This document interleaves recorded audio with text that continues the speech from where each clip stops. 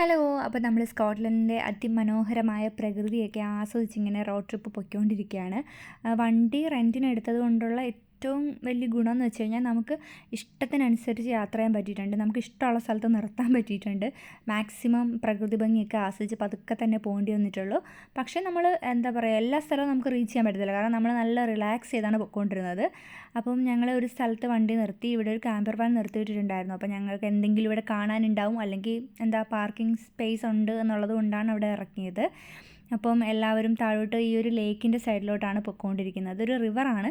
ഈ ഒരു ചെടിക്ക് ഭയങ്കര മുള്ളായിരുന്നു കേട്ടോ. ഞാൻ ജീൻസ് ഇട്ടിരുന്നത് കൊണ്ട് എൻ്റെ കാലിനൊന്നും പറ്റിയില്ല. ബാക്കി എല്ലാവരും ഈ ചെറിയ ഡ്രസ് ടൈപ്പൊക്കെ ഇട്ടിരുന്ന എല്ലാവരുടെയും കാലൊക്കെ ചെറുതായിട്ട് മുറിഞ്ഞിട്ടൊക്കെ ഉണ്ടായിരുന്നു. അപ്പം ഈ ഒരു ലേക്കാണ്, നല്ല ഭംഗിയാണ് കാണാൻ. ശരിക്കും പറഞ്ഞാൽ നമ്മൾ ഏതൊരു ക്യാമറയിലും എന്തിലെടുത്തു കഴിഞ്ഞാലും ഇതിൻ്റെ ശരിക്കും ഒരു ബ്യൂട്ടി നമുക്കുള്ള കിട്ടത്തില്ല. നമ്മുടെ കണ്ണിൻ്റെ ലെൻസിൻ്റെ പവർ ശരിക്കും പറഞ്ഞാൽ ഇങ്ങനെയുള്ള സാഹചര്യങ്ങളിലാണ് നമുക്ക് ഏറ്റവും കൂടുതൽ മനസ്സിലാവുന്നതെന്നാണ് എനിക്ക് പറയാനുള്ളത്. അപ്പം അത്രയ്ക്കും അടിപൊളിയായിരുന്നു. നല്ല തണുപ്പുണ്ട് വെള്ളത്തിന്, എന്നാലും നല്ല ഭയങ്കര കാം ആൻഡ് ക്വയറ്റ് ആയിട്ടുള്ള ഒരു ഇതായിരുന്നു. ഇത് ഏറ്റവും കൂടുതൽ എൻജോയ് ചെയ്തത് ഈ ലൂക്കയാണ്. കാരണം ലൂക്കയ്ക്ക് അവിടെ നിന്ന് വരാനേ താല്പര്യമില്ലായിരുന്നു. അപ്പോൾ അവിടെ ഇരുന്ന് നല്ല എൻജോയ്മെൻ്റ് ആയിരുന്നു. അപ്പോൾ വീണ്ടും ഇവിടെ കുറേ ഫോട്ടോഗ്രാഫി പരിപാടികളൊക്കെ നടന്നുകൊണ്ടിരിക്കുകയാണ്. എല്ലാവരുടെയും ഫോട്ടോസൊക്കെ എന്തായാലും നമ്മൾ പ്രകൃതി ഭംഗിയുള്ള സ്ഥലം കാണുമ്പോൾ എന്തായാലും കുറേ ഫോട്ടോസ് എടുക്കുമല്ലോ, അതങ്ങനെയാണല്ലോ അല്ലേ.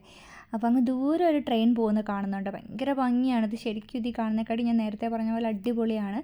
പിന്നെ ലൂക്കായ്ക്ക് വരാൻ താല്പര്യമില്ലെന്ന് പറഞ്ഞല്ലോ, അവിടെ നിന്ന് കളിച്ചുകൊണ്ട് തന്നെ ഇരിക്കുകയായിരുന്നു. അപ്പോൾ ഇത് കഴിഞ്ഞിട്ട് ഞങ്ങൾ പോയത് വളരെ ഫേമസ് ആയിട്ടുള്ള ഒരു കാസിലേക്കാണ്. സ്കോട്ട്ലൻഡിൽ ഇഷ്ടമുള്ള കാസിൽസ് ഉണ്ട്, ബട്ട് ഇതൊരു ഭയങ്കര എന്താ പറയുക, ഏറ്റവും കൂടുതൽ one of the most photographed castles in Scotland എന്ന് പറയാൻ പറ്റുന്ന ഒരു കാസലിലോട്ടാണ് നമ്മൾ പോയത്.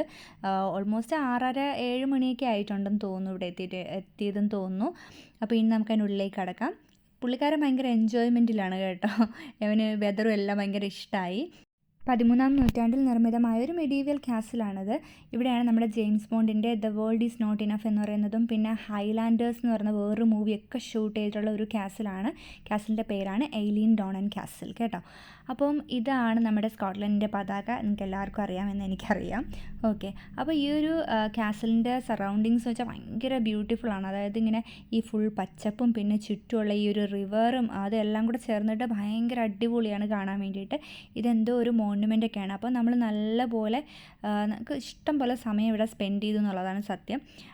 ഈവനിങ് ടൈം ആയിരുന്നു, പക്ഷെ നല്ല വെയിലും കാര്യങ്ങളൊക്കെ ഉള്ളതുകൊണ്ട് തന്നെ എല്ലാവർക്കും ആ ഒരു രാത്രിയാവാൻ പോകുന്നു എന്നുള്ളൊരു ഫീലൊന്നും ഇല്ലായിരുന്നു. അതുകൊണ്ട് തന്നെ മാക്സിമം ഇവിടെ നമുക്ക് ടൈം സ്പെൻഡ് ചെയ്യാം.